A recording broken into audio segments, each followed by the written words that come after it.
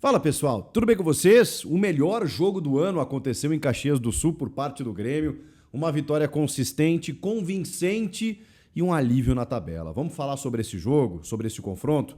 Chega mais, eu sou o Chico Garcia, inscreva-se no canal e vamos juntos.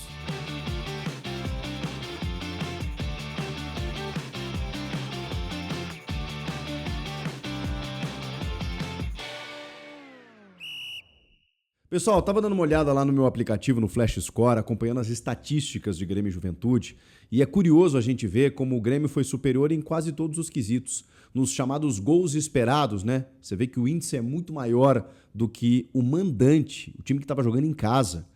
Com exceção da posse de bola, que é natural, porque o Juventude no segundo tempo ali criou um pouco mais, até para buscar um resultado que era amplamente negativo, mas finalizações ao alvo, chances claras criadas, em todas o Grêmio foi superior.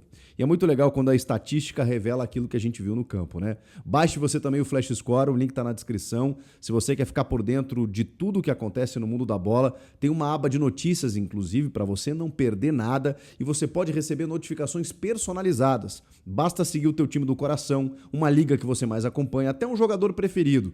Tudo tá dentro do Flash Score. Baixe agora, é de graça e fique por dentro de tudo, hein? Seja o cara do teu grupo de amigos, do grupo de WhatsApp. Beleza? Depois me diz o que você achou. Vamos falar sobre esse jogo, porque o Grêmio foi superior, amplamente superior, dentro do Alfredo Jaconi, onde a gente já teve dificuldades esse ano, inclusive, no Campeonato Gaúcho. Também é verdade que era um outro momento da equipe de Caxias. O Juventude se modificou, acabou perdendo muito do ímpeto que tinha, né? Desde o ano passado para cá. Houve a troca no comando técnico, né, do Fábio Matias para o Cláudio Tencati, e é um time que está disputando ali, está na zona do rebaixamento e é um sério candidato, e evoluiu muito a equipe do Juventude. Então eu tenho noção do parâmetro, de que o Grêmio talvez não tenha enfrentado, obviamente, aquele adversário para você entender, opa, agora vai. Mas vamos lá, vamos dentro de um contexto. O Grêmio não podia se atrapalhar contra um adversário assim, que está disputando algo negativo e, vamos lá, até pouco tempo, o mesmo campeonato do que o Grêmio, né? Os mesmos objetivos. Acho até que o Grêmio ainda está nesse campeonato, de tentar se distanciar ao máximo da ponta de baixo, e nesse momento ainda eu preciso dizer que é um campeonato de permanência. Ali na frente a gente pode daqui a pouco pensar em algo maior. O Grêmio é 12º colocado, tem 15 pontos, está 3 pontos do G6, olha que legal. Mas eu sei que as coisas elas são vagarosas, né? Você precisa ter muita cautela nesse momento, até porque o Grêmio precisa evoluir como time. E nesse jogo contra o Juventude, evoluiu, jogou bem.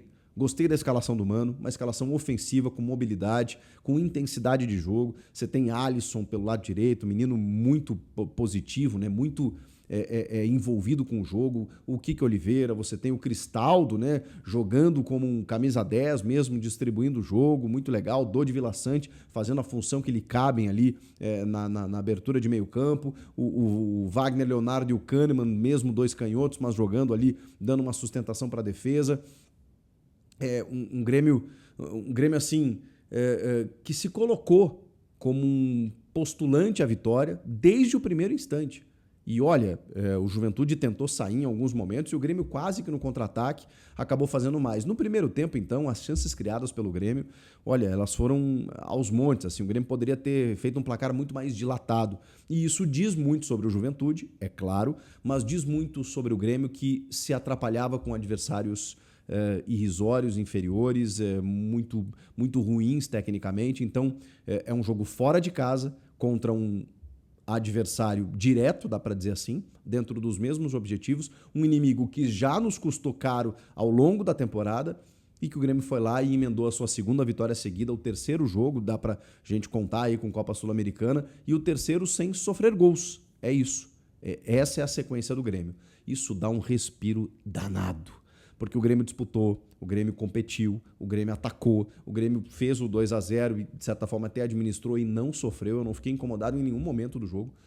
Daqui a pouco, com a entrada do Matheus Babi ali para pegar uma bola aérea no segundo tempo, ou num chute do Nenê e tal, o Juventude poderia chegar até o seu gol. Até o Volpi fez uma ou outra defesa interessante. Mas assim, cara, no contra-ataque também o Grêmio poderia ter matado o jogo e feito o terceiro gol no segundo tempo. Não aconteceu por detalhe. Então, assim, acho que foi legal. Eu ainda quero mais, porque assim, agora tem o Corinthians, né?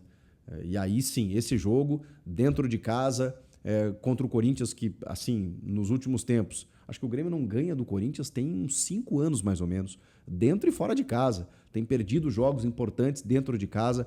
Esse é um jogo de uma retomada, sim. É interessante, embora tenha a pausa depois, né? Mas, pô, que maravilha você parar o campeonato numa condição bacana de tabela, com uma vitória contra um bom adversário, aí sim. Mesmo que o Corinthians esteja nessa dificuldade que está por questões políticas e até mesmo de tabela, empatou com o Vitória agora nessa rodada, foi eliminado da Sul-Americana, o Grêmio, por exemplo, classificou para a repescagem, mas está classificado, e o Corinthians não, o Corinthians foi eliminado mesmo. Então, assim, mesmo que o Corinthians esteja nessa instabilidade, é um grande adversário, é um time que sempre nos complica a vida. Então, esse sim nos dá um outro tamanho. E aí vem numa sequência positiva, né? De vários resultados bons. O Mano até argumentou mais uma vez que o jogo contra o Sportivo Luquenho, o Grêmio produziu, acho que 25 finalizações dentro da área. Mas assim, o time paraguaio não dá pra gente considerar, desculpa. E aí, ok, eu acho que o Mano quis defender o lado dele, né? Pô, eu criei para que os caras chegassem até lá, o problema foi a definição do lance. Tudo bem, mas também é responsabilidade do técnico, né? E é claro que a maior é dos jogadores. Foi muita incompetência, displicência, para não dizer outra coisa. E a escalação que ele colocou, de certa forma, tirou um pouco do peso do jogo. E aí hoje ele se defendeu dizendo que se o Grêmio não tivesse preservado para aquele jogo contra o Sportivo Luquenho, não teria tido a intensidade de jogo que teve hoje diante do Juventude. Tá bem, é uma explicação, porque obviamente eu me preocupo muito mais com o Campeonato Brasileiro. Se ele não tivesse vencido o jogo de hoje, eu talvez estivesse muito bravo. Como ele venceu e deu certo a estratégia dele, eu não tenho muito o que dizer. Fico ainda chateado porque o Grêmio não poderia sofrer para ganhar por 3-0 do Sportivo Luquenho. Não poderia, independentemente da escalação. Mas enfim, isso já foi lá, já está no pós-jogo desse jogo aí, tá tudo certo. Dentro do Campeonato Brasileiro, o Grêmio fez o que precisava fazer e emendou 2 vitórias seguidas. Tem muita gente questionando o pênalti aí, pelo amor de Deus, né, gente? Quando houve a revisão do Rafael Claus, que eu acho que tá apitando mal, tá apitando de longe e tudo mais, eu até imaginei que ele fosse chamado para verificar se era um lance para vermelho ou não. Para vermelho eu não achei. Eu acho que o Marcão joga o braço no rosto do Kahneman ali e tal. Agora, eu não tinha me dado conta. Com a bola em jogo é uma infração, né? Ou vamos normalizar o cara jogar o braço, dar um gatilho com um soco no rosto do adversário. Se o Kahneman valorizou, deitou no chão, rolou, deu um duplo twist carpado, isso é outra coisa. Agora, o goleiro não pode fazer o que fez, pegou a bola, uma bobagem, inclusive, né? E pega e dá um soco na cara do adversário.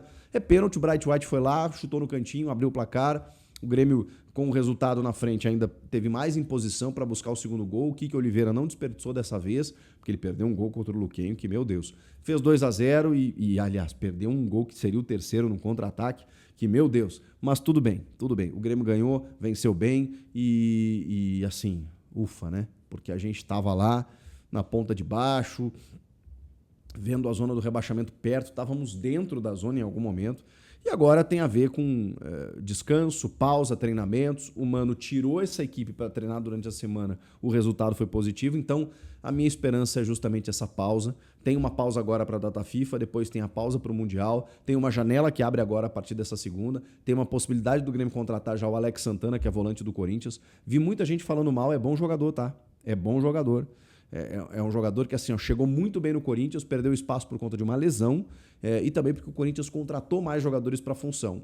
E ele perdeu espaço. Então eu acho que no Grêmio daqui a pouco tem condições de jogar um bom futebol. Eu acho que a gente às vezes confunde muito as coisas. O Lucas Silva, por exemplo, que não conseguiu ter uma sequência boa no Grêmio porque o time não ajudava naquele momento. Hoje é destaque, capitão e titular absoluto de um Cruzeiro que é vice-líder do Brasileiro e que está disputando o título.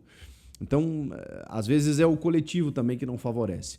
Então, acredito que o Alex Santana, se vier para o Grêmio, acho que vai ser um bom reforço pontual. E a gente tem que entender a nossa realidade também. É claro que o cara que a gente pode contratar hoje é o cara que não é aproveitado no Corinthians. Um refugo, não sei o quê. Não dá, gente. Vocês querem o quê? Quero o Luizito Soares? Eu também quero. Mas não é a realidade do Grêmio nesse momento.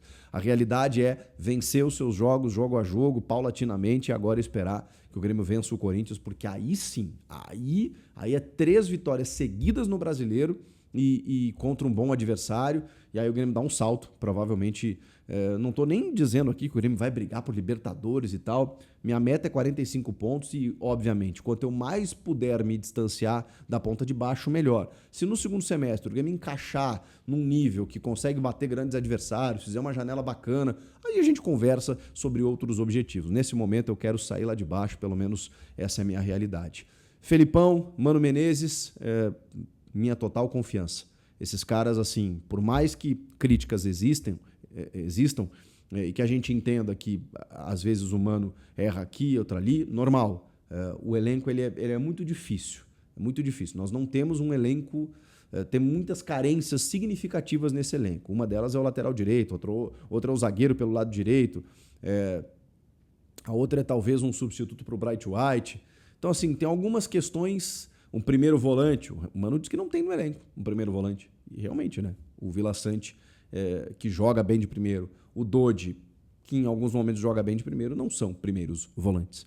Então o Grêmio tem que pensar em algumas reposições pontuais, o Mano trabalhar quietinho, a gente treinar nessa pausa, dar férias, descansar os caras e voltar melhor. É a minha expectativa. Tem uma Copa do Brasil aí que a gente não sabe até onde pode ir e também tem um Campeonato Brasileiro para a gente poder sobreviver. Essa é a realidade.